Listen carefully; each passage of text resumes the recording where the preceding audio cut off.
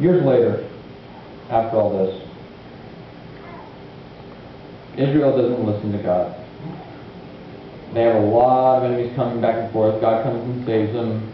They do stupid stuff again. God comes and saves them. They cry out. Just keeps going back and forth. Gideon appears. And Gideon has got reason to be afraid. How many here have lost jobs?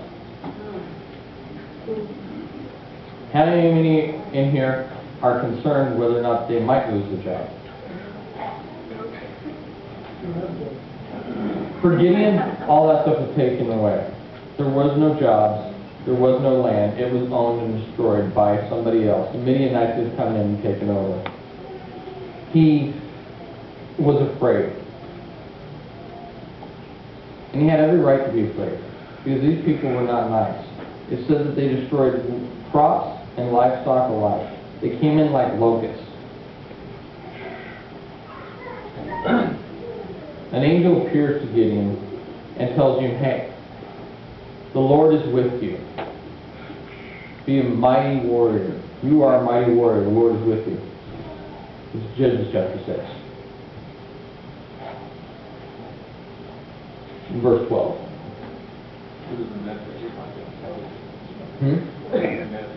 Yeah. No. Judges chapter 6, verse 12 through 13. Gideon is met by this angel. Now, you have to understand, when this says that the angel of the Lord appeared to him, Gideon does at this point not know this. This is just a stranger coming across him. Gideon is hiding, trying to take care of the very little amount of wheat that he's been able to gather and thresh it so that they can have flour to make bread, to have food.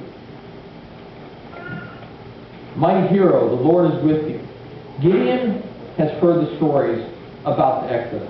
He's heard what God has done.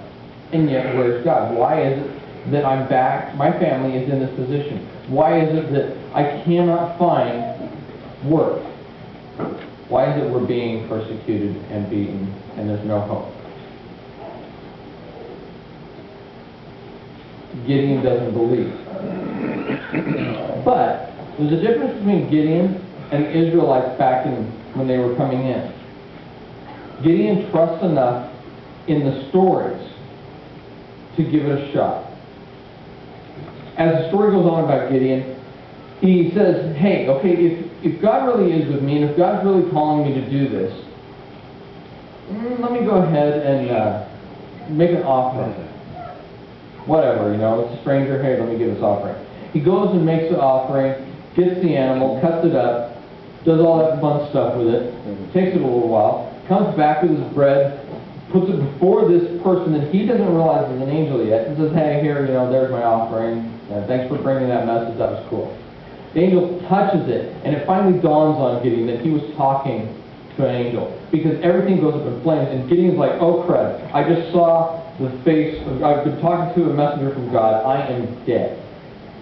Especially if he takes that message about the Lord is really with us. Yeah, that's kind of funny. Please don't repeat that one. Gideon is fearful, but yet he does know that God, he's heard the stories. And that encounter doesn't seem to take away the fear. Comes back, tells him, hey, this is what you need to do. You need to go tear down your dad's altar to Bel. And I want you to build one to me. And I want you to offer your dad's best bull on there. Best bull, considering that the Midianites come and they destroy everything and take over the livestock, and whatever is theirs, whatever the Israelites own, becomes their possession. They are like slaves, but yet not. They're more tormented, really. And so the fact that his father has a bull that's lived this long is a miracle in and of itself. Dad's not going to be happy about this. Gideon wants to obey, but he's afraid. So he takes 10 of his servants, and he goes out at night, and he figures, well, maybe if I do this at night, I'm still doing what God said, but nobody's going to see it. So I've got plausible deniability here. If anything goes wrong, I can pretend I have no clue what's going on. And apparently he tries this because the next day, the townspeople, who apparently were using that same altar for their own sacrifices and offerings to Baal, come knocking on the door, and they want to know what's going on. Gideon, meanwhile, is nowhere to be found. Surprisingly, if you went down and destroyed City Hall, how many of you would be in hiding?